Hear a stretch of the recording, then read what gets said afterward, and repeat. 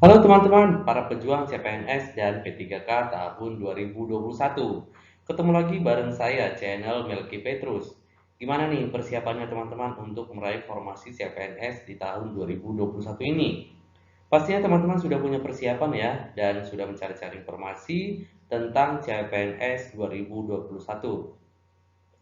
Dalam video kali ini, saya akan membahas soal-soal dari tes intelijensi umum atau TIU untuk soal-soal analitis yang sering muncul di soal-soal CPNS. Bagaimana soalnya? Let's check it out.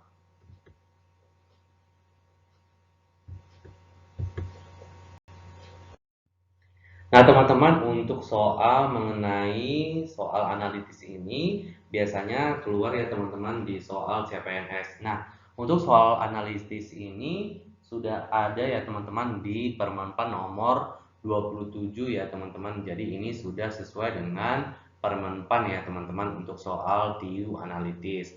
Nah, teman-teman, kalau soal mengenai TIU analitis ini memang betul-betul ya teman-teman dianalitis soalnya, karena soal-soal analitis ini biasanya membuat kita bingung ya teman-teman di awal. Tapi teman-teman, apabila teman-teman tetap fokus untuk mengerjakan dan mengetahui informasi yang ada di dalam soal, nah pasti teman-teman nanti akan mudah untuk mengerjakannya. Nah, itulah teman-teman tips dari saya untuk mengerjakan soal analitis ini. Nah, di sini teman-teman soal analitis dari nomor 1. Kita lihat ya teman-teman untuk soal latihan kita. Kisna, Cynthia, dan Tara adalah 3 orang juara kelas di kelas masing-masing. Pinta, Kisna, dan Raihan mendapat juara dalam lomba olahraga tahun ini. Pinta, Raihan, dan Tara mendapat penghargaan karena aktif di ekskul sekolah.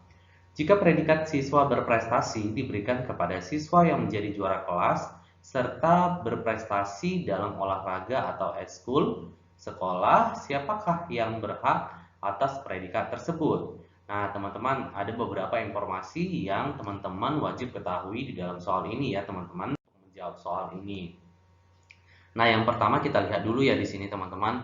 Yang pertama itu adalah Kisna. Kita langsung buat aja ya, teman-teman, simbol hurufnya. Kita tidak perlu menuliskan namanya ya, teman-teman, karena namanya terlalu panjang kalau kita tuliskan.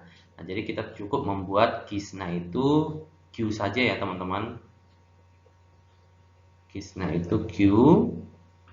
Kemudian Cynthia S dan Tara ya T. Nah, jadi Q, S, dan T itu merupakan juara kelas ya teman-teman. Nah, itu informasi yang pertama ya teman-teman. Nah, ini dia juara kelas. Kemudian informasi yang kedua yang kita dapatkan dari soal, Pinta berarti P, Kisna berarti Q, dan Raihan berarti R, itu mendapatkan juara dalam lomba olahraga. Berarti juara olahraga ya teman-teman, juara dalam lomba olahraga. Nah, berikutnya adalah Pinta berarti P, Raihan berarti R, dan Tara berarti T mendapatkan penghargaan karena aktif di ekskul sekolah. Berarti mereka aktif di ekskul ya teman-teman, ekskul sekolah. Nah, jadi jika predikat siswa berprestasi diberikan kepada siswa yang menjadi juara kelas serta berprestasi dalam olahraga atau ekskul sekolah. Nah, teman-teman kita bisa lihat langsung ya dari sini. Nah, yang diminta adalah siswa juara kelas, aktif di ekskul dan mendapatkan juara olahraga. Kita lihat teman-teman di sini. Ya, nama ketiganya ini ada tidak ya? Nah, seperti itu dia teman-teman untuk menjawab soal ini. Nah, jadi teman-teman kita bisa lihat kalau yang juara kelas ikut olahraga itu adalah si Q ya teman-teman. Ini dia Q. Untuk yang juara kelas berarti Q juara kelas dan olahraga ya teman-teman, olahraga. Nah, kemudian yang juara kelas kemudian ikut juga berprestasi ya teman-teman di ekskul sekolah. Berarti ada si T ya teman-teman. T tadi adalah si Tara ya teman-teman, yang juara kelas dan ikut ekskul sekolah. Berarti T Tara, dia juara kelas dan aktif di ekskul ya teman-teman, ekskul sekolah. Nah, yang ditanyakan apa teman-teman? Siapakah yang juara kelas serta berprestasi dalam olahraga atau ekskul sekolah? Nah, kita langsung jawab ya teman-teman. Berarti jawabannya adalah Q dan T. Q tadi adalah Kisna dan T-nya adalah Tara. Maka jawabannya adalah D ya teman-teman.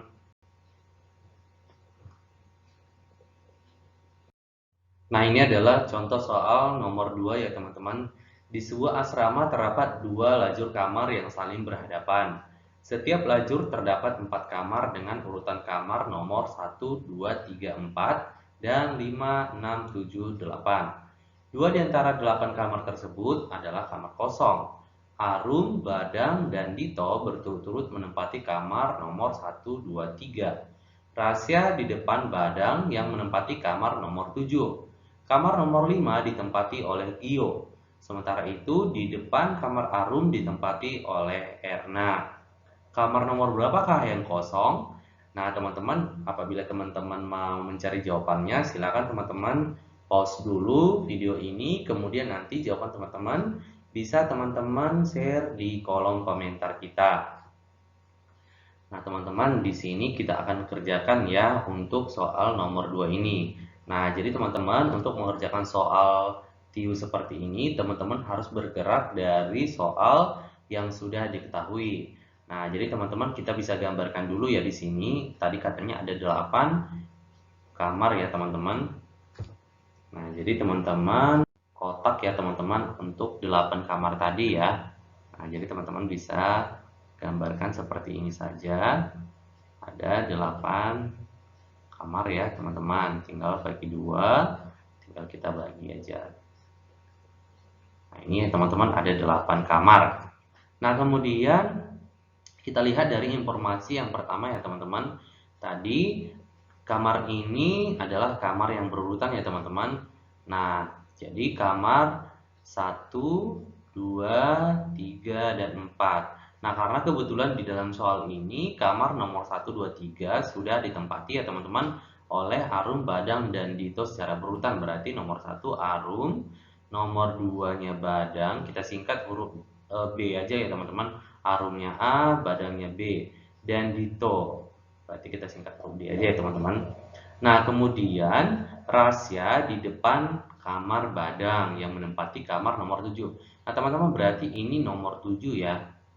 Kamar nomor 7, berarti nomor 5-nya di sini ya teman-teman. 5, 6, 7, dan 8. Maka di kamar nomor 7 tadi ditempati oleh Rasya ya teman-teman, berarti R. Nah, berikutnya kamar nomor 5 ditempati oleh Gio. Nah, teman-teman tinggal buat di sini ya, Gio. Sementara itu di depan kamar Arum ditempati oleh Erna. Maka di depan A berarti ada E ya, teman-teman. Nah, tinggal kamar yang kosong. Maka kamar nomor berapakah yang kosong? Nah, di sini teman-teman jelas ya kelihatan kamar kosong itu adalah kamar nomor 4 dan nomor 6. Maka jawabannya adalah E ya, teman-teman. Ini adalah soal yang ketiga. Pada suatu perlombaan balap kuda diketahui 5 posisi kuda saat finish balapan, yaitu sebagai berikut. Posisi kuda A berada di depan kuda E, akan tetapi kuda C menyentuh garis finish setelah kuda A. Kuda D berhasil mengalahkan kuda A, tetapi mencapai garis finish setelah kuda B. Kuda yang finish pada urutan kedua dan keempat adalah. Nah, teman-teman, apabila teman-teman mau mencari jawabannya, silakan teman-teman cari dulu jawabannya. Teman-teman pause dulu video ini, kemudian nanti setelah dapat jawabannya, teman-teman boleh share di kolom komentar. Nah, jadi teman-teman tetap ya kita akan kerjakan ini dari apa yang diketahui di dalam soal ya teman-teman. Nah, kita lihat dulu ya teman-teman apa yang diketahui. Posisi kuda tadi ada 5 ya teman-teman. Nah, jadi kita buat dulu di sini garis finishnya. Karena kuda finish ya teman-teman saat balapan. Ini garis finishnya. Nah, kemudian kita lihat di sini ya teman-teman. Posisi kuda A berada di depan kuda E. Berarti kuda A itu di depan kuda E ya teman-teman. Kita tulis dulu ya. A, kemudian itu di depan dari kuda E. Berarti E-nya di belakang kan teman-teman. Nah berikutnya, akan tetapi kuda C menyentuh garis finish setelah kuda A. Nah berarti kuda C ini menyentuh garis finish setelah kuda A ya teman-teman. Berarti C-nya di belakang ya teman-teman. Di belakang A ya teman-teman. Nah kemudian kuda D berhasil mengalahkan kuda A. Nah tetapi mencapai garis finish setelah kuda B. Berarti kuda D itu di tengah-tengah ya teman-teman dari kuda B. Berarti kuda yang mencapai finish duluan itu adalah kuda B, diikuti oleh kuda D ya teman-teman. Kemudian kuda A. Nah kemudian kuda ini teman-teman tadi ada 5 posisi ya. Kita langsung tuliskan. Posisi 1, posisi 2, posisi 3, posisi 4, dan posisi 5. Jadi teman-teman kita sudah dapatkan posisinya ya untuk 5 jenis kuda tadi. Nah pertanyaannya adalah kuda yang finish pada urutan kedua dan keempat. Nah di sini sudah jelas ya teman-teman, terlihat ya. Posisi kedua itu adalah kuda D dan posisi keempat itu adalah kuda C. Maka jawabannya adalah D dan C ya teman-teman. Maka D dan C itu ada di option D ya teman-teman. Nah ini adalah soal yang keempat. Bu Guru memberikan kebebasan kepada para siswa untuk membuat 4 makalah dari topik yang berbeda. Di bawah ini persyaratan yang diberikan. Yang pertama, siswa memilih 4 topik antara J, K, L, M, N, O, P, Q, dan R. Nah, yang kedua, antara topik L, M, dan O harus dipilih satu. Yang ketiga, topik N dan J harus dipilih bersamaan. Yang keempat, topik P dan K harus bersama dengan O. Yang kelima, topik Q harus bersama L. Jika siswa itu tidak ingin memilih topik K dan R, maka topik manakah yang ia dapat kerjakan? Nah, teman-teman di sini apabila teman-teman mau mencari jawabannya dahulu, teman-teman silakan pauskan dulu video ini, kemudian teman-teman cari jawabannya, dan nanti setelah teman-teman dapatkan jawabannya, maka teman-teman boleh share ya teman-teman di kolom komentar kita. Nah untuk mengerjakan soal seperti ini teman-teman sebenarnya sangat mudah ya. Jadi kita bisa bergerak dari apa yang sudah diketahui. Nah teman-teman tidak usah panik mengerjakan soal mengenai analisis seperti ini. Apalagi soalnya panjang seperti ini ya teman-teman. Nah jadi teman-teman cukup tenang saja dan pahami apa yang diketahui di dalam soal. Nah kita jawab ya teman-teman untuk soal ini. Nah, di sini sudah langsung ada ya teman-teman dikasih tahu bahwa seorang siswa tadi tidak ingin memilih topik K dan R. Nah, inilah kata kuncinya ya teman-teman. Jadi K dan R itu tidak boleh dipilih. Nah, karena tadi K itu harus bersama dengan O dan P ya teman-teman, maka O dan P-nya silakan teman-teman coret ya. Pasti tidak boleh dipilih ya teman-teman karena K-nya sudah tidak dipilih. Berarti K-nya tidak dipilih, P-nya tidak dipilih, O-nya juga sudah tidak dipilih ya teman-teman. Dan katanya juga siswa itu tidak memilih topik R. Nah, R-nya itu tidak dipilih ya teman-teman. Jadi di sini ada 5 ya teman-teman. Nah, jadi kita analisis lagi teman-teman di yang kedua ya, yang diketahui antara topik L, M, dan O harus dipilih salah satu. Nah, jadi antara L dan M-nya ya teman-teman sekarang ini dipilihlah salah satunya. Nah, kita lihat dulu ya teman-teman di option. Jadi bisa dia milih L atau bisa milih M ya teman-teman. Maka nanti dia akan pilih J, L, atau M tergantung salah satunya teman-teman. Kemudian N dan Q. Maka jawabannya teman-teman ada di option. Maka di sini jelas ya teman-teman, option E ya. Ada J, ada M, ada N, dan ada Q. Maka jawabannya langsung ya teman-teman, jawabannya adalah E. Soal yang kelima ya teman-teman dari soal TIUK kita. Seorang kolektor mobil akan memilih 4 mobil terdiri dari 3 jenis yang berbeda. 3 mobil E, F, dan G termasuk jenis sedan. 4 mobil jenis truk yaitu H, I, J, dan K. 3 mobil jenis minibus yaitu L, M, dan N. Mobil E, I, K, dan M adalah produk impor. sedangkan sisanya produk lokal. Ketentuan memilih adalah sebagai berikut. Yang pertama, hanya ada satu produk impor yang dipilih. Dua, jika sedan lokal dipilih, sedan impor tidak dapat dipilih. Tiga, jika minibus impor dipilih, truk lokal harus dipilih.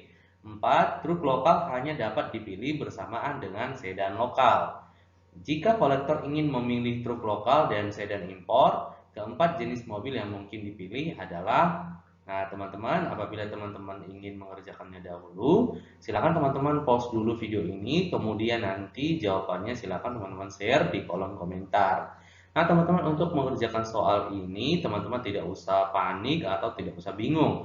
Cukup teman-teman memahami apa yang diketahui dari dalam soal. Nah, di sini kita akan bahas ya teman-teman. Nah, kita langsung saja teman-teman apa yang dipilih dari si kolektor. Nah, yang dipilih oleh kolektor ini adalah truk lokal analisis untuk apa yang diketahui di dalam soalnya. Nah, kita lihat dulu ya teman-teman. Untuk jenis sedan, teman-teman langsung saja buat sedannya ya teman-teman. Sini sedan. Ya, sedan itu teman-teman tadi ada mobil E, kemudian F, kemudian G. Nah, kemudian jenis truknya teman-teman H, I, J, dan K ya teman-teman. Nah, kemudian minibusnya itu adalah L, M, dan N. Nah, kemudian E, I, K, dan M adalah produk impor. Nah, kita tandai ya teman-teman untuk produk impornya. E, kemudian I, kemudian K, dan M. Nah, itu adalah produk impor teman-teman ya. Sedangkan sisanya adalah produk lokal. Nah, jadi yang kita bulatin ini adalah produk impor ya teman-teman. Yang tidak dibulati adalah produk lokal ya teman-teman. Ini lokal. Nah, kemudian kita lihat ya di sini teman-teman. Hanya ada satu produk impor yang dipilih. Jadi ketika si kolektor tadi ingin memilih truk lokal dan sedan impor, maka truk lokal yang hanya dipilih itu berarti tinggal huruf H dan J ya teman-teman. Kemudian kalau truk lokal yang dipilih, nah teman-teman harus baca lagi ya di informasi ini ada dikatakan bahwa jika truk lokal yang dipilih, maka minibus impor itu harus terpilih. Nah, jadi teman-teman minibus impor tadi huruf M ya teman-teman. Maka di sini ada M. Kemudian, nah yang dipilih lagi adalah sedan impor ya teman-teman. Nah, jadi karena tadi yang dipilih itu harus satu yang impor, maka kita sudah pilih ya teman-teman huruf M. Nah, sekarang teman-teman yang mau dipilih itu adalah tinggal dari ininya teman-teman untuk produk lokalnya ya teman-teman.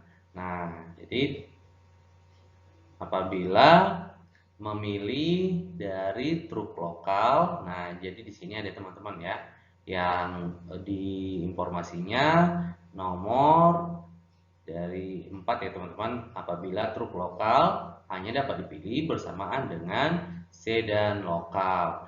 Nah, jadi truk lokal tadi adalah huruf H dan J, maka sedan lokalnya itu adalah F atau G ya teman-teman. Maka kita lihat di optionnya. Nah, inilah teman-teman yang dipilih dari kolektor itu. H, J, M, F, atau G ya teman-teman. Maka jawabannya itu ada di option D ya teman-teman.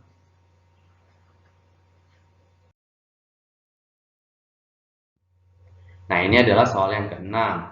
Andi, Badang, Cynthia, Dani, Eko, Fahri, dan Gary akan mengadakan rapat di mana posisi kursi peserta rapat ini disusun secara melingkar. Kursi disusun dengan ketentuan yang pertama, kursi Andi berada di antara Gary dan Eko. Yang kedua, Fahri berhadapan dengan Andi dan bersebelahan dengan Cynthia. Yang ketiga, Cynthia duduk di antara Hilmi dan Fahri. Yang keempat, Badang duduk 2 kursi setelah Andi. Nah, yang ditanyakan di dalam soal ini, posisi duduk Dani berada di antara siapa ya teman-teman? Nah, jadi teman-teman ini adalah soal tentang duduk melingkar. Nah, jadi teman-teman di 2019 soal duduk melingkar ini ada ya teman-teman di soal SKD. Di SKD itu di soal TIU-nya ya teman-teman. Nah, jadi untuk mengerjakan soal ini teman-teman tidak usah bingung ya teman-teman, cukup teman-teman bergerak dari apa yang sudah diketahui. Nah, teman-teman, kita akan lihat apa jawabannya dan bagaimana pembahasannya ya teman-teman. Nah, jadi teman-teman, kalau di sini ada duduk melingkar, langsung saja teman-teman gambarkan lingkaran ya teman-teman. Kemudian kita lihat ada berapa orang yang akan duduk ya teman-teman. Ada Andi, Badang, Cynthia, Dani, Eko, Fahri, dan Gary. Nah teman-teman cukup menghafalkan namanya. Kita buat jadi huruf aja ya teman-teman, tidak usah namanya panjang-panjang ya teman-teman. Nah jadi ada 8 ya teman-teman yang akan mengadakan rapat ya teman-teman. Kita bagi aja lingkaran ini menjadi 8 ya teman-teman. Anggap saja ini lingkarannya yang sudah bulat ya teman-teman. Nah ini dia 8 kursi ya teman-teman. Nah kemudian kita lihat dari yang pertama. Kursi Andi berada di antara Gary dan Eko. Nah teman-teman mau dibaca dulu sampai apa yang diketahui di dalam soal semua boleh ya teman-teman. Atau bergerak dari nomor 1 juga nggak apa-apa teman-teman ya. Nah, jadi kita bergerak dari nomor 1 aja ya teman-teman. Kursi Andi berada di antara Gary dan Eko. Nah, teman-teman kita langsung buat di sini ya. A berada di antara Gary dan Eko. Nah, kemudian kita bisa buat juga di sini teman-teman, Gary dan Eko. Nah, kemudian Fahri berhadapan dengan Andi, bersebelahan dengan Cynthia. Berarti di sini ya teman-teman, si Fahrinya, kemudian kalau si Cynthia-nya bisa kita skip dulu teman-teman ya. Kita lihat dulu di option yang ketiga. Cynthia duduk di antara Hilmi dan Fahri. Berarti Cynthia itu duduknya di antara Hilmi dan Fahri.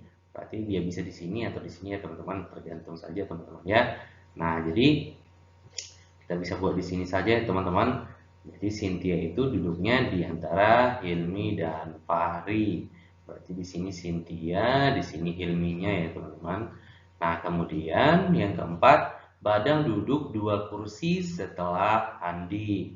2 kursi setelah Andi berarti dia di sini ya teman-teman, berarti setelah E ya teman-teman. Berarti di sini adalah B. Nah, kemudian posisi duduk Dani berada di antara, berarti yang belum diketahui tadi Dani ya teman-teman, maka disinilah dia posisi duduknya. Maka Dani itu berada di antara posisi B dan F ya teman-teman. B itu tadi Badang dan F-nya adalah Fahri. Maka jawabannya Dani berada di antara Badang dan Fahri. Maka jawabannya itu adalah B ya teman-teman. Nah, berikutnya adalah soal yang ketujuh. 8 orang karyawan yaitu A, B, C, D, E, F, G, dan H dalam perusahaan X akan melakukan rapat koordinasi terkait pekerjaan mereka. Kursi yang disediakan posisinya disusun melingkar dengan ketentuan duduknya sebagai berikut. Yang pertama, A duduk berhadapan dengan F tetapi tidak boleh berdekatan dengan E dan C. Yang kedua, B berhadapan dengan D. Yang ketiga, E duduk di antara B dan F. Yang keempat, C berhadapan dengan H. Nah, posisi duduk G berada di antara. Nah, teman-teman langsung saja teman-teman kita jawab soal ini. Nah, jadi teman-teman langsung saja gambarkan lingkaran seperti ini karena duduknya melingkar ya teman-teman. Nah, kemudian bagikan teman-teman lingkaran itu menjadi 8 bagian karena ada 8 orang yang akan duduk ya teman-teman. Di 8 seperti ini aja teman-teman ya. Nah, kemudian kita lihat lagi teman-teman untuk apa yang diketahui dari dalam soal. Nah, teman-teman tidak usah panik ya mengerjakan soal ini. Biasanya apabila dapat soal seperti ini, soalnya panjang-panjang seperti ini, banyak orang yang langsung panik ya teman-teman. Nah, itu tidak boleh ya teman-teman saat mengerjakan soal SKD. Jadi teman-teman cukup tenang saja dan fokus mengerjakan soalnya. Nah, langsung saja kita lihat teman-teman ya. A duduk berhadapan dengan F tetapi tidak boleh berdekatan dengan E dan C. Nah, kita ambil dulu ya teman-teman posisi duduk satu orang ini. Nah, kita buat aja di sini A-nya ya teman-teman. A berhadapan dengan F ya teman-teman, langsung saja. Nah, kemudian tidak boleh berdekatan dengan E dan C. Berarti si A tidak boleh berdekatan dengan si E dan si C. Kita lihat yang keduanya ya teman-teman. B berhadapan dengan D. Nah, kemudian yang ketiga, E duduk di antara B dan F. Nah, ini informasinya cukup jelas ya teman-teman. Jadi ini dulu kita kerjakan. E duduknya di antara B dan F. Berarti kita bisa buat di sini atau di sebelah sini ya teman-teman. Kita buat di sini saja dulu ya teman-teman. E duduknya di antara B dan F. Berarti di sini B-nya ya teman-teman. Kemudian C berhadapan dengan H. Nah, tadi teman-teman di yang kedua diketahui B berhadapan dengan D, maka di sini B itu berhadapan dengan D ya teman-teman, langsung saja buat seperti ini. Kemudian C berhadapan dengan H. Nah, karena si A tadi tidak boleh berdekatan dengan si E dan si C, maka teman-teman kita buat di sini huruf C-nya ya teman-teman, C berhadapan dengan H. Nah, di sini teman-teman. Maka yang belum diketahui adalah huruf G ya teman-teman. Maka disinilah G-nya ya teman-teman. Langsung saja kita buat di sini G-nya. Maka posisi duduk G berada di antara, maka G itu berada di antara D dan A ya teman-teman, atau A dan D. Maka jawabannya adalah G berada di antara A dan D. Itu adalah B ya teman-teman. Nah, di sini kita akan lihat teman-teman soal nomor 8. 6 orang anak yaitu A, B, C, D, E, dan F mengikuti kursus menjahit di suatu tempat kursus. Mereka mengikuti kursus dengan ketentuan sebagai berikut. Yang pertama, tidak ada yang kursus pada hari Jumat dan Minggu. Yang kedua, C tidak dapat mengikuti kursus pada hari Selasa, Rabu, dan Sabtu. Yang ketiga, B dan F kursus pada hari yang sama. Yang keempat, hanya E kursus pada hari Senin. Yang kelima, A dan D kursus pada hari Selasa dan Kamis. Yang keenam, F kursus pada hari Sabtu. Secara berurutan, pada hari apakah C dan B kursus menjahit? Nah, teman-teman langsung saja kita jawab soal ini ya. Jadi kita bergerak teman-teman dari apa yang diketahui di dalam soal. Nah, karena ini adalah hari, maka kita tulis dulu ya teman-teman. Harinya hari Senin, kemudian Selasa, kemudian Rabu, kemudian Kamis, kemudian Jumat, kemudian Sabtu, dan Minggu ya teman-teman. Nah, ketentuannya berikutnya adalah tidak ada yang kursus pada hari Jumat dan Minggu ya teman-teman. Berarti hari Jumat dan hari Minggu boleh kita coret seperti ini ya teman-teman. Nah, kemudian C tidak dapat mengikuti kursus pada hari Selasa, Rabu, dan Sabtu. Nah, jadi teman-teman si C itu bisa hari Senin, kemudian hari Kamis, dan hari Sabtu. Nah, sementara B dan F kursusnya di hari yang sama ya teman-teman. Nah, hanya E kursus pada hari Senin. Maka di sini berarti si C-nya tidak kursus ya teman-teman. Berarti hanya E ya teman-teman dari soal yang diketahui. Kursus di hari Senin. Nah, berikutnya A dan D kursus pada hari Selasa dan Kamis. Berarti di sini A dan D, di sini juga A dan D ya teman-teman di hari Kamis. Nah, berikutnya F kursus pada hari Sabtu. Nah, karena F itu selalu berbarengan dengan si B ya teman-teman, maka F dan B itu kursusnya di hari Sabtu. Maka secara berurutan pada hari apakah C dan B kursus menjahit? Maka C itu kursus menjahit bisa di hari Kamis dan di hari Sabtu ya teman-teman. Nah, jadi kita lihat di opsi jawabannya teman-teman. Maka C hari Kamis ya teman-teman dan B di hari Sabtu. Maka jawabannya E ya teman-teman. Nah, berikutnya adalah soal nomor 9 ya teman-teman. Terdapat 12 kursi yang disusun dengan 2 jalur. Kursi tersebut diberi nomor secara berurutan 1, 2, 3, 4, 5, 6, dan 7, 8, 9, 10, 11, 12. Kursi tersebut akan diduduki oleh peserta tes CPNS dengan ketentuan sebagai berikut. Yang pertama, ada 2 kursi kosong dan tidak boleh diduduki oleh peserta tes, yaitu kursi pertama dan terakhir. Yang kedua, kursi nomor 3 akan diduduki oleh peserta A. Yang ketiga, kursi D berada di nomor 10 di antara kursi E dan F. Yang keempat, kursi J berada di antara kursi C dan E. Yang kelima, kursi H berhadapan dengan kursi kosong. Yang keenam, kursi G berada di antara A dan I. Yang ketujuh, kursi C berhadapan dengan kursi kosong yang pertama. Maka yang ditanyakan adalah pada nomor berapakah kursi B? Nah, teman-teman langsung saja ya kita kerjakan soal ini. Nah, teman-teman langsung buat kursinya ada 12 ya teman-teman. Yang pertama dari kursi dulu ya teman-teman. Nah, ini kita bagi dua ya teman-teman karena ada dua jalur. Nah, kemudian kita lihat dari yang diketahui ya teman-teman. Nah, untuk kursi ini kita nomori dulu ya teman-teman untuk nomor 1 sampai nomor 6-nya. 2, ini 3, ini yang keempat, ini 5, ini 6 ya teman-teman. Nah, berikutnya kita lihat dari yang diketahui. Ada dua kursi kosong ya teman-teman, yaitu kursi pertama dan terakhir. Nah, karena ini yang pertama, kita arsir dulu ya teman-teman untuk kursi kosongnya. Nah, kemudian untuk yang terakhir belum dapat ya teman-teman, kita belum bisa tentukan nomor 7 sampai nomor 12. Kita lihat dari apa yang diketahui di soal dulu ya teman-teman. Kursi nomor 3 diduduki oleh peserta A, di nomor 3 peserta A. Kemudian kursi D berada di nomor 10 ya teman-teman, di antara kursi E dan kursi F, karena nomor 10 itu belum tahu ya di mana teman-teman, nanti dulu ya. Kemudian kursi J berada di antara kursi C dan E, kemudian kursi H berhadapan dengan kursi kosong, dan kursi G berada di antara A dan I, serta kursi C berhadapan dengan kursi kosong yang pertama. Jadi nomor 7 ini teman-teman yang diketahui yang lebih gampang ya. Di sini adalah kursi C. Kemudian karena kursi C sudah dapat, kita lanjut ke bagian yang nomor 4 yang diketahui di soal ya teman-teman. Kursi J berada di antara C dan E. Berarti di sini J ya teman-teman. J berada di antara C dan E. Nah, kemudian teman-teman langsung saja ya, kalau ini adalah kursi nomor 7 ya teman-teman. Nah, kursi nomor 7 itu adalah kursi C, maka di sini 7-nya 8, 9, 10, 11, dan 12. Nah, jadi teman-teman kita dapatkan kursi D itu berada di nomor 10 ya tadi teman-teman. Nah, di sini D, langsung saja teman-teman ya. Nah, kemudian di antara kursi E dan F.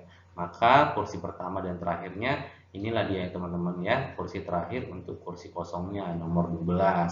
Nah, maka kita lihat lagi ya teman-teman dari yang diketahui. Nah, kursi H itu berhadapan dengan kursi kosong, berarti yang H itu ada di kursi nomor 6 ya teman-teman. Nah, kemudian kursi G itu berada di antara A dan I. Maka kursi G itu berada di antara A dan I. Nah, di sini dia teman-teman ya. G-nya itu di nomor 4, I-nya nomor 5. Maka kursi yang belum diketahui adalah kursi B ya teman-teman. Maka kursi B itu ada di sini ya teman-teman, di nomor 2. Maka jawabannya adalah E ya teman-teman. Nah, ini adalah soal yang ke-10 ya teman-teman. Seseorang akan melakukan perjalanan tur ke 6 negara, yaitu Singapura, Thailand, Indonesia, Filipina, Jerman, Swedia, dan saat ini ia masih berada di negara Belanda. Adapun ketentuan perjalanan turnya sebagai berikut. Yang pertama, Swedia adalah negara terakhir yang akan dikunjungi.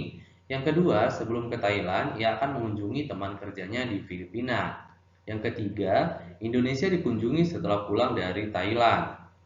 Yang keempat, Thailand akan menjadi negara ketiga yang akan dikunjungi. Yang kelima, dari Belanda, ia akan transit terlebih dahulu di Singapura dan akan berlibur beberapa hari. Negara Jerman adalah negara yang keberapa yang akan dikunjungi. Nah, jadi teman-teman ini adalah soal dari TU analitis ini ya teman-teman. Jadi soal ini membutuhkan konsentrasi teman-teman untuk mengerjakannya. Nah, apabila teman-teman mau mengerjakannya terlebih dahulu, silakan di-pause dulu video ini. Kemudian nanti teman-teman silakan di-share di kolom komentar ya teman-teman untuk jawabannya. Nah, langsung saja ya teman-teman kita kerjakan soal ini. Nah, jadi teman-teman langkah pertamanya teman-teman buat dulu 6 negaranya ya teman-teman. Nah, berurutan katanya ya teman-teman. Jadi teman-teman silakan buat dulu 1, 2, 3, 4, 5, dan 6. Nah, kemudian teman-teman lihat dari bagian yang diketahui di dalam soal. Nah, jadi Swedia adalah negara terakhir yang akan dikunjungi. Langsung saja teman-teman tulis Swedia di urutan ke-6. Nah, kemudian tadi kan dia masih di Belanda ya teman-teman. Nah, dari nomor 5 kita bisa lihat dari Belanda ia akan transit terlebih dahulu di Singapura dan akan berlibur beberapa hari. Berarti dari Belanda negara pertama yang akan dikunjungi adalah Singapura ya teman-teman. Singapura. Nah, kemudian teman-teman kita lihat lagi dari yang diketahui. Nah, negara Thailand adalah negara ketiga yang akan dikunjungi. Maka di sini Thailand ya teman-teman. Nah, berikutnya sebelum ke Thailand ia akan mengunjungi teman kerjanya di Filipina. Berarti negara kedua yang akan dikunjungi adalah negara Filipina ya teman-teman. Nah, berikutnya Indonesia dikunjungi setelah pulang dari Thailand. Maka di sini negara keempat yang akan dikunjungi adalah Indonesia ya teman-teman. Maka negara kelima yang akan dikunjungi itu adalah Jerman ya teman-teman. Nah, inilah yang ditanyakan di dalam soal. Nah, maka Jerman itu adalah negara yang kelima yang akan dikunjungi ya teman-teman. Maka jawabannya adalah B. Nah, itulah dia teman-teman soal-soal dari TIU Analytics. Jadi teman-teman jangan lupa ya di-share dan di-subscribe video-videonya teman-teman serta channel YouTube saya ini ya teman-teman, semoga bermanfaat. Sekian dulu teman-teman pembahasan soal dari TIU Analitik CPNS 2021 kali ini. Semoga teman-teman nantinya mendapatkan formasi CPNS 2021 ini yang teman-teman inginkan. Terima kasih.